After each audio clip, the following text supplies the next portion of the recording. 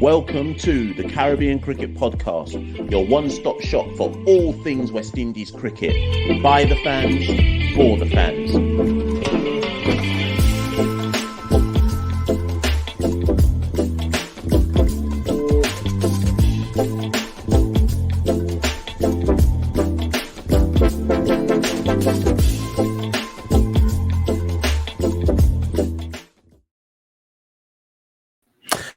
Yes, people. Welcome to the Caribbean Cricket Podcast. Look at this hair. Oh my gosh.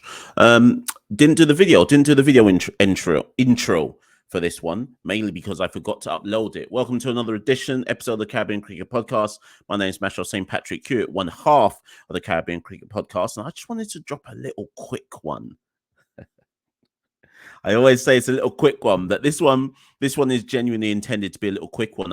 I meant to do this one about maybe 4 days ago, 5 days ago when the news dropped. And, I just never got round to it. But I had always written it down in my notes. Make sure I address this one. Make sure I say what I need to say on this one. And the topic, as you can see in the descriptor below, pertains to Deandra Dottin, the world boss. Listen, Deandra Dottin, what a player. So before I even start and before I even get into it, let's just get that out of the way first things first. I think Deandra Dottin is a fantastic player. I think she's one of the best to ever do it in the women's game. And I fully support her. But in light of what's happened, the women's IPL is still ongoing. I think it was the Eliminator today at the time of recording. It's still ongoing. But her story and the issue around Deandra, which kind of broke just before the start of the WIPL, and then Deandra kind of maintained her silence, dropped her one tweet saying essentially that God is good or something to that effect, and then actually dropped her official statement after. So let's get into it. For those who aren't privy to the full story, let's get into it. So on the eve, and obviously if I say something which people say, nah, Mash, that's not how it goes, get in the comments below and address it. But on the eve of the tournament, the Gujarat Giants, the team that had purchased Deandra Dottin for the WIPL for approximately 60, I think it was 60k, 60 lakh, whatever, I don't know what the currency was, but it was 60,000, right? They'd purchased her, which at the time, some of us, myself and Santoki, certainly said it, relative to how much some of the other players had gone, we were surprised that she'd only gone for 60k. There are a few players in world cricket that can hit a long ball, as well as Deandra. There's few who have her power. In fact, there's few in world cricket who, for those who are keen observers of the women's game, surely when you consider triple threat skills, and for Deandra that means fielding, ability to bowl, and ability to ling it out of the park, Deandra might be top 5, right? Again, some of you will get in the comments and say, nah, you're exaggerating. But when you consider she's a triple threat player, Deandra might be top 5 when fit. Okay. So anyways, prior to the tournament, we expected Deandra to be there. Her and Hayley, understandably so, were the only two West Indians who were due to be part of the WIPL. And on the eve of the tournament, the Gujarat Giants effectively released a statement saying something to the effect of, due to medical concerns and medical issues, we have replaced Deandra Dottin. They replaced her with the Aussie player, and they said Deandra cannot make it. Immediately, everyone's like, what? What medical concerns? How has this just been announced just now on the eve of the tournament? Everybody flocked to Deandra's Twitter page. In fact, let me find it, because I don't think, when Deandra dropped the statement the other day, I'm fairly certain that Deandra hadn't said anything since her original tweet. Let me find the original tweet that Deandra put out. Here she goes. On March the 4th, so just prior to the WIPL, Deandra tweeted, I really appreciate all the messages, but truth be told, I'm recovering from nothing but the Holy Ghost anointing. Thank you. Love that tweet. Hashtag God is good. Hashtag God is in control. And we know that Deandra isn't shy to air her opinions, and I'll get to that later on in terms of why I'm saying that. But Deandra dropped that tweet, and you didn't need to be a super sleuth to read between the lines and know from that tweet that Deandra was basically saying that Gujarat Giants and their hierarchy were chatting a bunch of air and chatting a bunch of shiznit, right? But she held her peace. After that tweet, we never heard anything about it again. Now, what's quite interesting to me is then on March the 7th, the Powett Elite Group announced the signing of Deandra Dottin as a new client to their kind of player agency group. So that was on March the 7th, right? So again, we're waiting. WIPL kicks off now. Hayley Matthews is doing her bits and pieces, and obviously Hayley's going to be, if she's not already, she's going to be a great of the game, certainly in the context of a West Indian player in due course. So we're watching. We're not hearing nothing from Deandra. So we got Deandra's Holy Ghost tweet on March the 4th, and we don't hear anything else. We've got Gujarat Giants effectively controlling the media narrative, saying that, well, Deandra, there's a medical concern. She's in recovery. She wasn't, we had to, the way Gujarat went about it, they effectively were saying in so much words that, well, we couldn't be certain that Deandra was going to be 100% fit for this tournament, so we replaced her. I was hearing rumors from the Caribbean. I was hearing rumors right, left, and center about such and such players didn't want Deandra in the team, so on and so forth. Those rumors were eventually debunked. So I was none the wiser as to what had gone on. But I knew that based on Deandra's tweet message the day after the news broke, it was obviously some kind of fuckery was involved, right? Anyways, March 19th, Deandra drops this big statement, and I'm going to read the whole thing. Deandra said, in fact, I might not read the whole thing because it's long, boy. It's like some A-level essay. I wish to issue a brief statement, in light of ongoing speculation surrounding my recent exclusion, interesting choice of words, from the inaugural Women's Premier League that is currently taking place in India. And sorry, people, this was released 4 days ago. I remain deeply disappointed by what can only plausibly be described as bewildering reasoning for my omission from the tournament. As was widely publicized, I was bought at the WPL auction by the Gujarat Giants, a franchise owned and operated by the Adani Group. Yeah, drop the bars, yes. At the commencement of the tournament, the franchise claimed that I was excluded from the team because I was apparently recovering from a medical situation. This was followed by a subsequent clarifying statement that contended that I was in fact unable to obtain medical clearance, despite being granted as recently as February the 20th.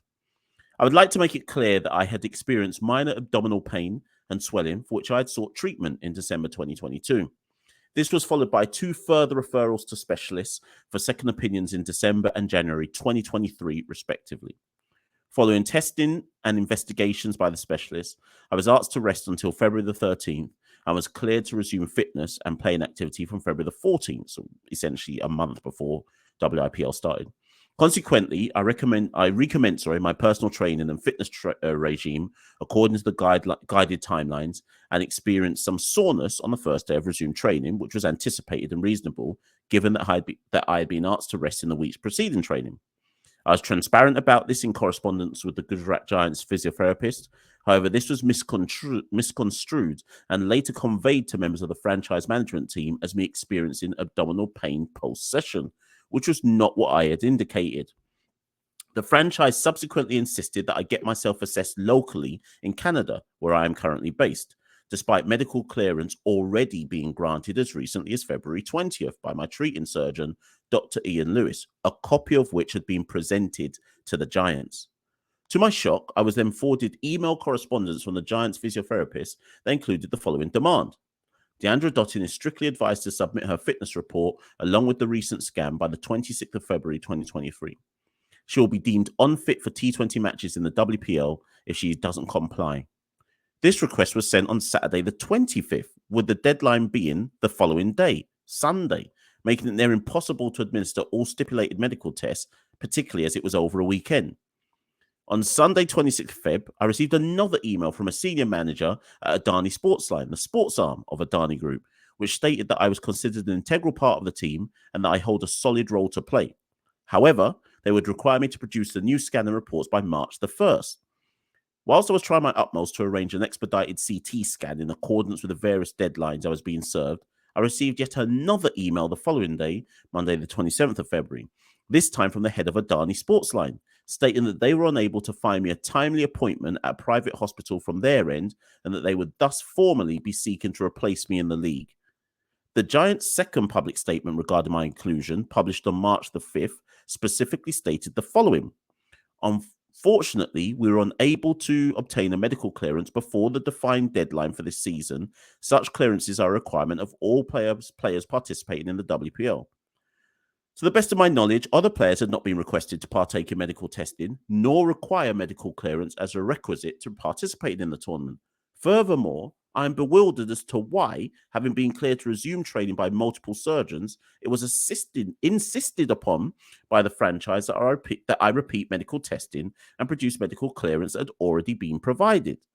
At the very least, I hope the above account of events that transpired, those which are also backed by documented correspondence, shall put to rest ongoing speculation and offer my fans, the media, and stakeholders an accurate personal insight into my unfortunate exclusion from the maiden Women's Premier League. My friends, Deandra, drop those bars, boy. And the thing is this, and I'm sure so there'll be some people who will say, oh, no, surely that's not how it went. Maybe there's a bit more to it. Listen, we know what Gujarat said because Gujarat got out there early and said, as Deandra said, Deandra hasn't provided the medical documents. What was the line that was in it? The statement said from the Gujarat Giants, unable to obtain medical clearance, right? That's how the Gujarat Giants said it. Now, Deandra has sought to kind of clear the air and say, well, hold on, this is the exact timeline. And she's dropped the bars that said, I have the email or documented correspondence to back up this timeline. So Deandra is saying, this is the correspondence that went back and forth. They've tried to fob you all off by saying that I couldn't obtain medical clearance. But here's a timeline saying that I was the one who sent the medical clearance in the first place. I was the one who had said that upon resuming training, there was the expected slight discomfort, but I had medical clearance about a month before the tournament was due to start. I'm good to go. Now, this is sheer speculation from my end, but I will state the following. I'm not saying we must believe Deandra 100%, but I am saying that I always tend to shift towards the person who can talk about timelines and documentation. Basically, they got receipts to back up their bars.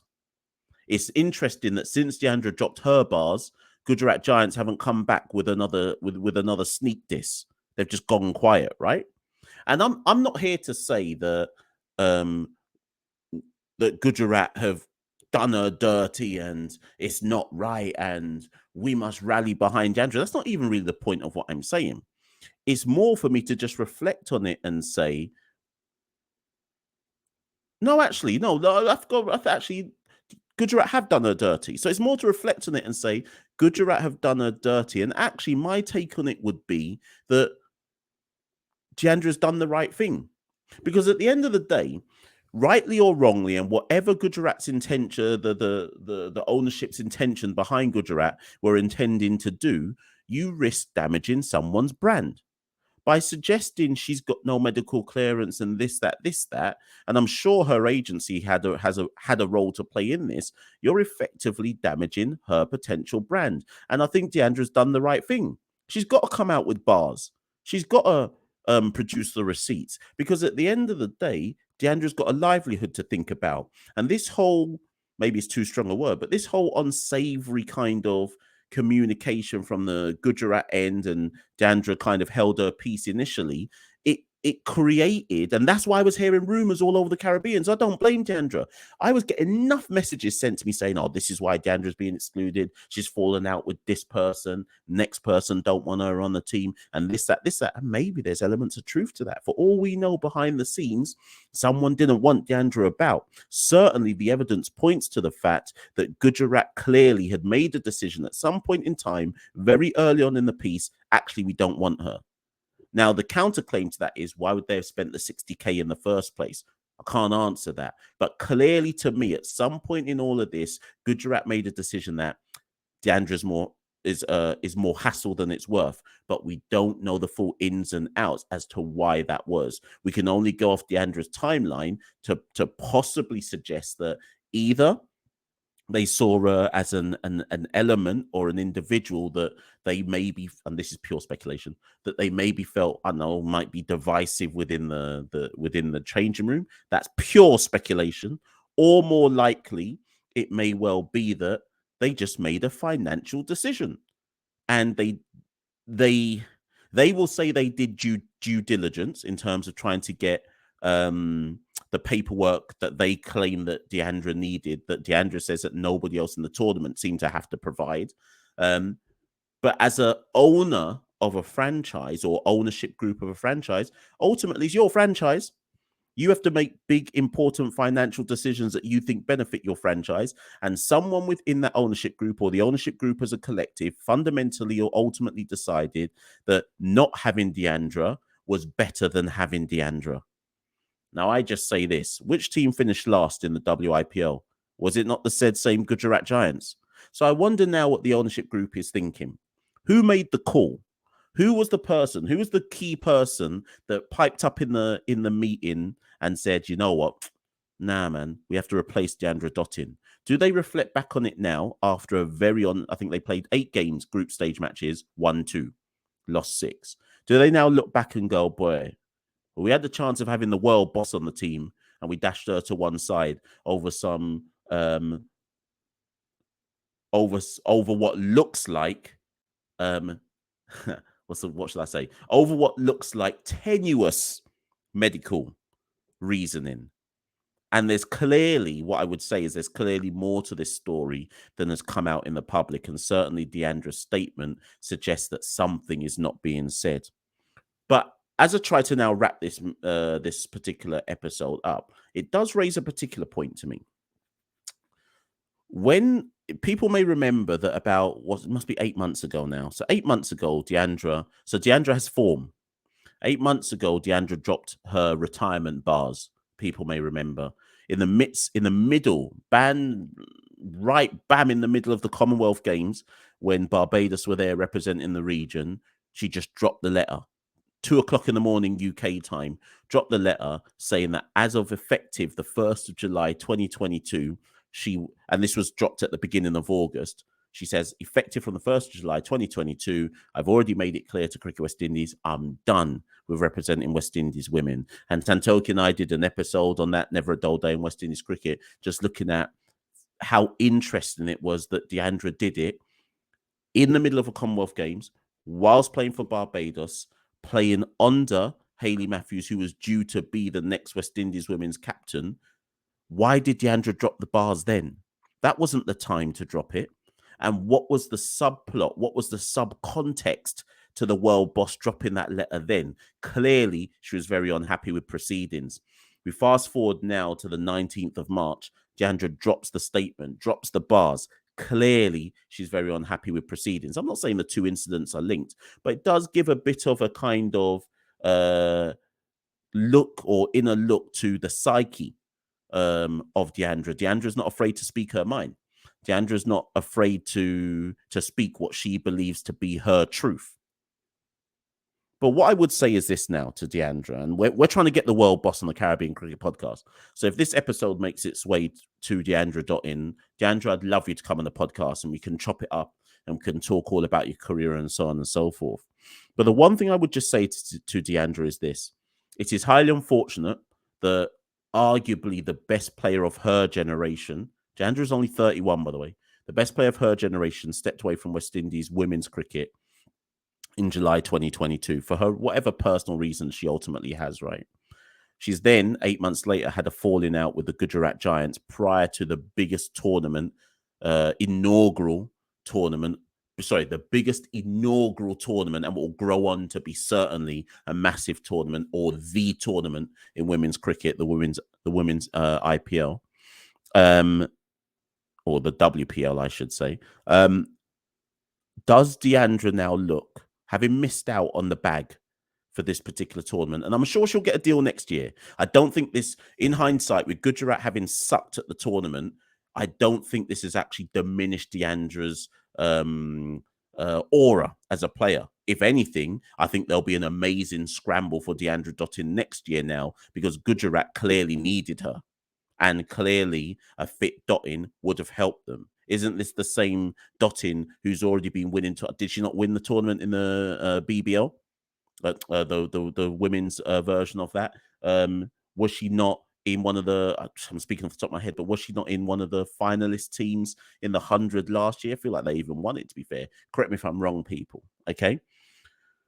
But does Deandra look at all of this? And I know she wants to get her big bag, but I had a conversation with a couple of people back in the Caribbean.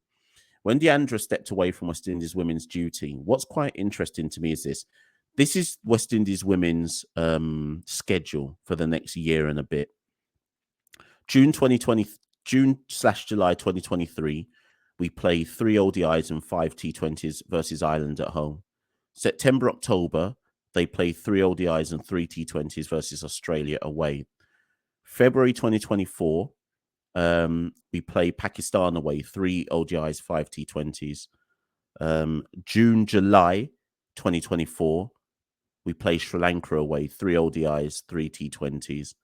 And then at the end of that year, you have the T20 World Cup, which will be in September, October, which will be in Bangladesh. Now, if you need to, rewind the video and write down the notes for that. And then I want people to tell me this. Go and look at when all the major women's T20 franchise tournaments are, and then tell me which of those tournaments actually clash with West Indies duty. Okay? Go and write that all down, get in the comments below. And what you will find is that pretty much none of the major tournaments clash with West Indies duty. So when Deandra Dottin retired from West Indies women's cricket, and she's got every right to do so. I'm not saying that we must blame her and have a go at her for retiring. But what's quite interesting to me is that when Deandra Dottin retired from West Indies women's duty, it wasn't a case. It's not like the men's game where it's one or the other for some of these guys. For Deandra Dottin, it didn't need to be one or the other. She could actually do both. Now, if Deandra made that decision because she said, I'm 30, 31 years old, my body's starting to have a bit more problems than I want it to be, let me just prioritize franchise cricket. If that was her decision, cool.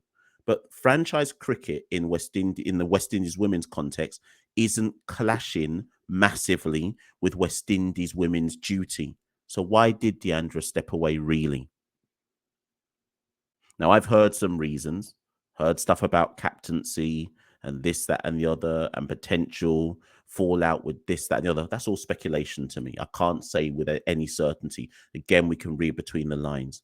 But when we look at that, and when we look at the recent situation with the Gujarat Giants in the Women's Premier League, it certainly raises a sense of Deandra Dottin somewhat of an enigma. And I back her. What an amazing player. What an amazing impact she's had on the women's game. But she's certainly an enigma. I'd love nothing more than Deandra Dottin later on in 2023 to say, you know what? I shouldn't have retired. I'm back. I'm coming back to West Indies women's side. I'm coming back to give back. I'd love that to be the case. And I'd love Deandra to maybe think she was a bit hasty in doing all that. But we continue to watch the Deandra Dottin story. We continue to wish her well. She's got a 100 deal coming up this year, later on in the English summer. She'll continue to get deals in Australia and so on and so forth. But I just wanted to kind of just touch on this later Deandra Dottin story. Get at me in the comments below. What do you think about it?